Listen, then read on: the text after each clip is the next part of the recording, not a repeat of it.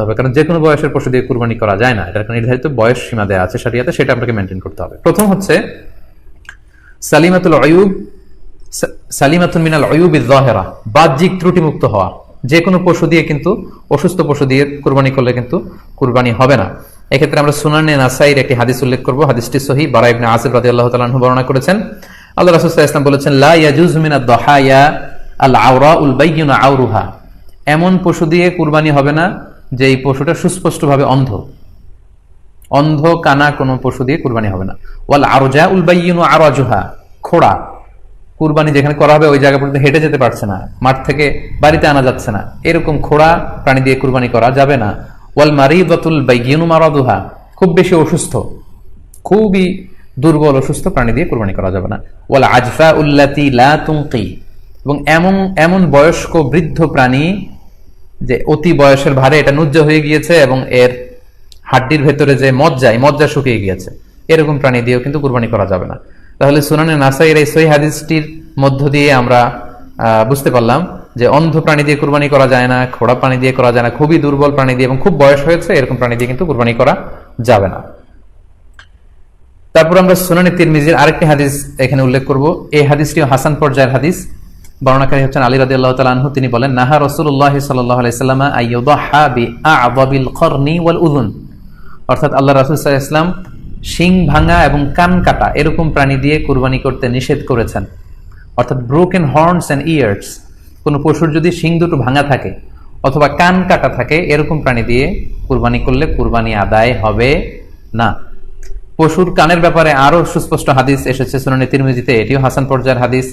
বর্ণনাকারী সাইয়েদনা আলী রাদিয়াল্লাহু তাআলা আনহু, তিনি বলেন যে নাহা রাসূলুল্লাহ সাল্লাল্লাহু আলাইহি ওয়াসাল্লাম আইয়ুদহা বিমুকাবালা আও মুদাবারা আও শারকা আও খারকা আও জাদআ, অর্থাৎ আল্লাহ রাসূল সাল্লাল্লাহু আলাইহি ওয়াসাল্লাম মুকাবালা মানে এমন প্রাণী যে প্রাণীর কানের সামনের অংশ কাটা, এরকম প্রাণী দিয়ে কুরবানি করা যাবে না। আও মুদাবারা, এমন প্রাণী যে প্রাণীর কানের পেছনের অংশ কাটা, সেটা দিয়ে কুরবানি করা যাবে না। আও শারকা, অথবা কানের মাঝখানে কাটা, দুই দিক ঝুলে আছে, করা যাবে না। আও খারকা, অথবা কানের ভেতরে ছিদ্র, পশুর কানে যদি ছিদ্র থাকে, কেটে যে ছিদ্র হয়ে গিয়েছে, ড্রিলড হয়ে গিয়েছে, সেই প্রাণী দিয়ে কুরবানি করা যাবে না। আও জাদা, অথবা নাক কাটা, এরকম প্রাণী দিয়ে কুরবানি করা যাবে না। তাহলে আল্লাহ রাসূল সাল্লাল্লাহু আলাইহি ওয়াসাল্লাম ভাষ্যমতে এই প্রাণীগুলো দিয়ে কুরবানি করা যাবে না। ফলে আপনি অনলাইনে যদি পশু ক্রয় করতে চান, আপনার যে পশুটা ক্রয় করবেন এটা বাহ্যিকভাবে সুস্থ আছে কিনা, অঙ্গ প্রত্যঙ্গের বিস্তারিত বর্ণনার ভিডিওতে আপনাকে ক্রস চেক করে এবং বাড়িতে আনার পরে সেটাকে দেখে এই পারচেজটা আপনাকে নিশ্চিত করতে হবে। 2 নাম্বার খেয়াল রাখবার বিষয় হচ্ছে পশুর বয়স। কুরবানির পশুর একটা নির্ধারিত বয়স সীমা আছে। সেক্ষেত্রে উটের জন্য 5 বছর হওয়া লাগবে কমপক্ষে, গরু বা মহিষের ক্ষেত্রে কমপক্ষে 2 বছর হতে হবে, এবং ছাগলের ক্ষেত্রে কমপক্ষে 1 বছর হতে হবে। আবার বলছি, উট 5 বছর, গরু 2 বছর এবং ছাগল 1 বছর। তবে মেষ বা ভেড়া, দুম্বা এগুলো যদি 6 মাসের হয়, দেখতে যদি মোটা সোটা হয়, 1 বছরের মতো মনে হয়, তাহলে সেগুলো দিয়েও কুরবানি করা যাবে। সেক্ষেত্রে পশুর যে দাঁত আছে, নিচের পাটের যে পশুর দাঁত, এই দাঁতগুলোর পাশে 2টা ধারালো দাঁত থাকে, এগুলো উঠেছে কিনা এগুলো দেখে দেখে আপনারা পশুর বয়সকে নির্ণয় করতে পারবেন। তাহলে অনলাইনে ক্রয়ের ক্ষেত্রে আমাদের উত্তর হচ্ছে যে অনলাইনে আপনি পশু ক্রয় করতে পারবেন। সেক্ষেত্রে আপনাকে 2টি বিষয় খুব খেয়াল রাখতে হবে। এক হচ্ছে পশুর অঙ্গ প্রত্যঙ্গ ঠিক আছে কিনা, বাহ্যিকভাবে সব ধরনের ত্রুটিমুক্ত কিনা। 2 নম্বর হচ্ছে পশুর বয়স। এই 2টি জিনিস যদি আপনি এনশিওর করেন, আপনি অনলাইনে পশু ক্রয় করে সেটা দিয়ে কুরবানি করলে কুরবানি হয়ে যাবে ইনশাআল্লাহ, কোনো সমস্যা নেই। আরো একটি প্রশ্ন আমাদের কাছে খুব বেশি এসেছে, সেটা হচ্ছে কুরবানি কি পুরো পরিবারের পক্ষ থেকে একজন দিতে হবে নাকি সামর্থ্যবান প্রত্যেকের দিতে হবে? আমি আবার বলছি, প্রশ্নটি হচ্ছে যে অনেকে এই প্রশ্নটি করেছেন যে পুরো পরিবার থেকে একজন দিলে হয়ে যায় নাকি সামর্থ্যবান প্রত্যেকের দিতে হয়। সম্মানিত দিনী ভাই এবং বোনেরা, এটি একটি মতবিরোধপূর্ণ মাসআলা, অর্থাৎ এই মাসআলার ক্ষেত্রে স্কলারদের মধ্যে মতভেদ পাওয়া যায়। এক্ষেত্রে 2টি মতামত। একদল স্কলার বলেছেন যে এটা পরিবারের পক্ষ থেকে একজন দিলে আদায় হয়ে যাবে। অপর মতামত হচ্ছে যে না, সামর্থ্যবান প্রত্যেকের দিতে হবে। আমরা 2টি মতামত নিয়ে আলোচনা করি। প্রথম মত হচ্ছে যে এক পরিবারের পক্ষ থেকে একজনই যথেষ্ট। এই মতামতটিও দলিলের দিক থেকে বেশ শক্তিশালী। সেক্ষেত্রে আমরা মেহনাফ ইবনে সুলাইম রাদিয়াল্লাহু তাআলা আনহুর বর্ণিত একটি হাদিস সুনানে আবু দাউদে এসেছে। হাদিসটি হাসান পর্যায়ের হাদিস। তিনি বলছেন, নাহনু উকুফুন মা রাসূলিল্লাহ বিআরাফাতিন, আমরা রাসূল সাল্লাল্লাহু আলাইহি ওয়াসাল্লামের সাথে 9 জিলহজ আরাফার ময়দানে ছিলাম। ক্বালা, তখন আল্লাহ রাসূল সাল্লাল্লাহু আলাইহি ওয়াসাল্লাম আমাদেরকে বলেছেন, ইয়া আইয়ুহান নাস, হে মানব সকল, ইন্না আলা কুল্লি আহলি বাইতিন ফি কুল্লি আমিন উদহিয়া, অর্থাৎ প্রত্যেকটি, আল্লাহ রাসূল সাল্লাল্লাহু আলাইহি ওয়াসাল্লাম বলেছেন প্রত্যেকটি ফ্যামিলির জন্য প্রতি বছর একটি কুরবানি ওয়াজিব হয়। আমি আবার বলছি, প্রত্যেক ফ্যামিলির জন্য প্রতি বছর কুরবানি দিতে হয় কয়টি? একটি। তাহলে কুরবানি পরিবারের পক্ষ থেকে একটি দিলেই আদায় হয়ে যাবে। সুনানি তিরমিজির আরো একটি হাদিস আমরা এখানে উল্লেখ করতে পারি, এই হাদিসটিও সহিহ। সাইয়েদনা আতা ইবনে ইয়াসার রাদিয়াল্লাহু তাআলা আনহু উনি আবু আইয়ুব আল আনসারী রাদিয়াল্লাহু তাআলা আনহুকে জিজ্ঞেস করেছিলেন যে কাইফা কানাতিল উদহিয়া ফি আহদি রাসূলিল্লাহ, হে আল্লাহর নবীর সাহাবী, আল্লাহ রাসূল সাল্লাল্লাহু আলাইহি ওয়াসাল্লামের জামানাতে কুরবানি কেমন হতো, কিভাবে তারা কুরবানি দিতেন? তো আবু আইয়ুব আল আনসারী রাদিয়াল্লাহু তাআলা আনহু বলেছেন, কানা রাজুলু ইউদাহি বিশাতি আনহু ওয়া আন আহলিহি, আল্লাহ রাসূল সাল্লাল্লাহু আলাইহি ওয়াসাল্লামের সময়কালে লোকজন একটি ছাগল কুরবানি দিত তার পক্ষ থেকে এবং তার ফ্যামিলির পক্ষ থেকে। আনহু ওয়া আন আহলিহি, তার নিজের পক্ষ থেকে এবং ফ্যামিলির পক্ষ থেকে। অর্থাৎ এই হাদিসগুলোর আলোকে বোঝা যায় যে পুরো পরিবারের পক্ষ থেকে একজন কুরবানি দিয়ে দিলেই আদায় হয়ে যাবে। স্বামীও চাকরি করেন, স্ত্রীও চাকরি করেন, স্বামীরও টাকা আছে, স্ত্রীর টাকা আছে, দুইজনের আলাদা করে দিতে হবে না। স্বামী যদি একটা ছাগল কুরবানি দিয়ে দেয় তাহলে স্ত্রীর পক্ষ থেকে, পুরো ফ্যামিলির পক্ষ থেকে কুরবানি আদায় হয়ে যাবে। এই হাদিসগুলোর আলোকে বোঝা গেল। দ্বিতীয় আরেকটি মত আছে, সেই মতটি হচ্ছে প্রত্যেক সামর্থ্যবানের উপর ওয়াজিব। এটি ইমাম আবু হানিফার মত এবং আমাদের বাংলাদেশে এটিরই প্রচলন হয়ে এসেছে। আমরা এই মতামতটিকেই বেশি আমরা শুনে থাকি সব জায়গায়, যে যারাই সামর্থ্যবান প্রত্যেকের আলাদাভাবে দিতে হয়। স্বামী সামর্থ্যবান হলে স্বামীর দিতে হবে, স্ত্রী সামর্থ্যবান হলে স্ত্রীকে দিতে হবে, ছেলেরা হলে ছেলের দিতে হবে, এটা প্রত্যেকের আলাদাভাবে ইন্ডিভিজুয়ালি দিতে হয়। এবং সেক্ষেত্রে ওনারা দলিল দিচ্ছেন সুনান ইবনে মাজার একটি হাদিস, হাদিসটি সহিহ, যেখানে আল্লাহ রাসূল সাল্লাল্লাহু আলাইহি ওয়াসাল্লাম বলেছেন, মান কানা লাহু সাআহ, যার সামর্থ্য আছে কিন্তু ওয়ালাম ইউদাহি, সামর্থ্য থাকার পরেও সে কুরবানি দেয় না, ফালা ইয়াকরাবান্না মুসাল্লানা, সেজন্য ঈদুল আজহার দিন আমার ঈদগাহে না আসে নামাজ পড়তে।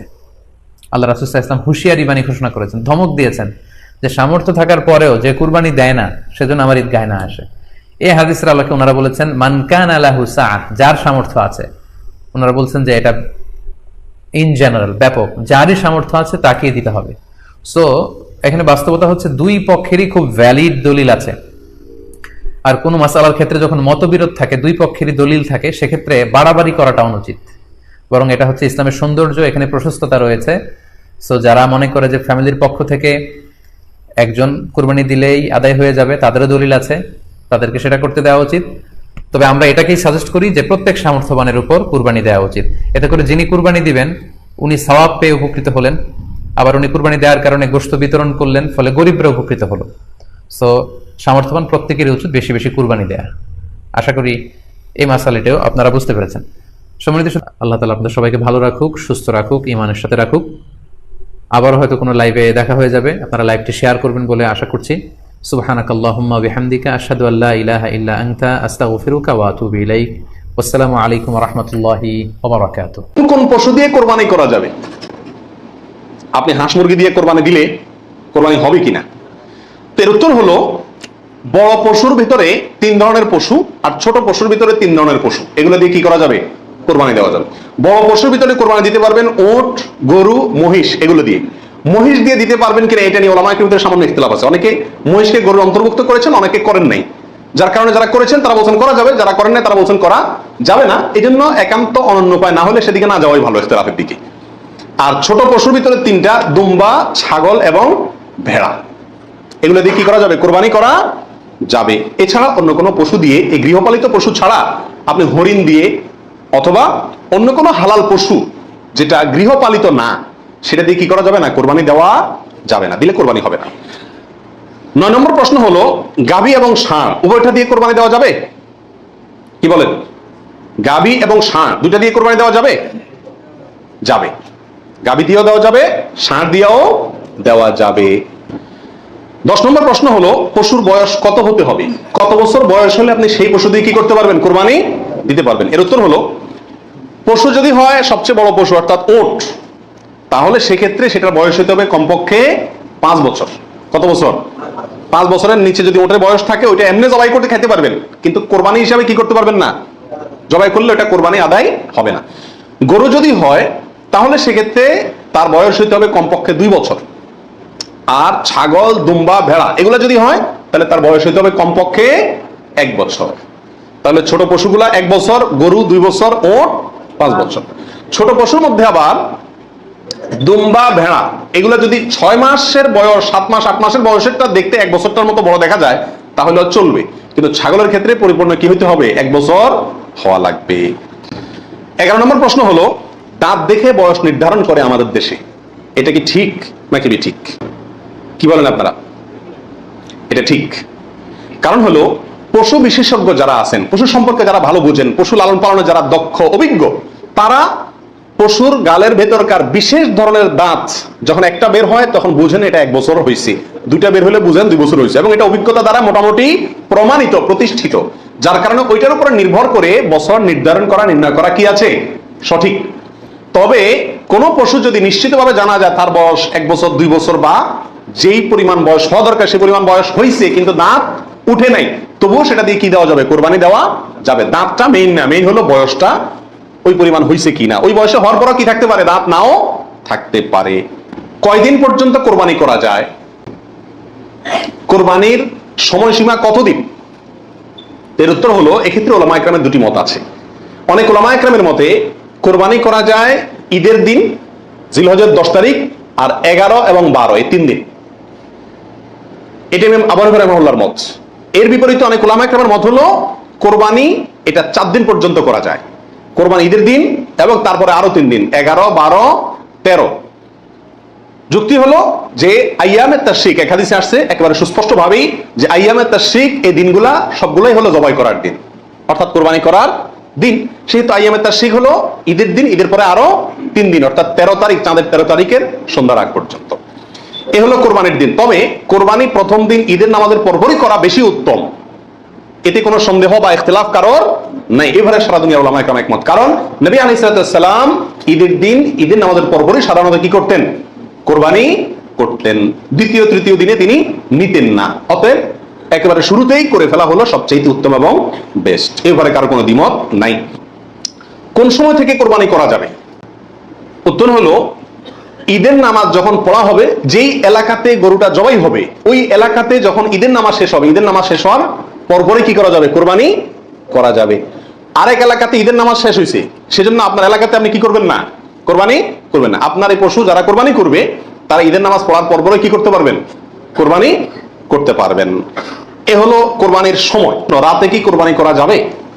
এই প্রশ্নের উত্তর হলো, রাতে কোরবানি করাকে ওলামা ইকরাম মাকরুহ বা অপছন্দনীয় বলেছেন। তার কারণ হলো, কোরবানি একটা আল্লাহর গুরুত্বপূর্ণ বিধান। এখানে পশুর রগ নির্দিষ্ট সংখ্যায়, নির্দিষ্ট রগগুলো কাটা যেতে হবে। রাতে করলে অন্ধকারে সেগুলো কম বেশ হয়ে যেতে পারে, এই আশঙ্কায় দিনের বেলা করা উত্তম এবং রাতের বেলা মাকরুহ বলেছেন।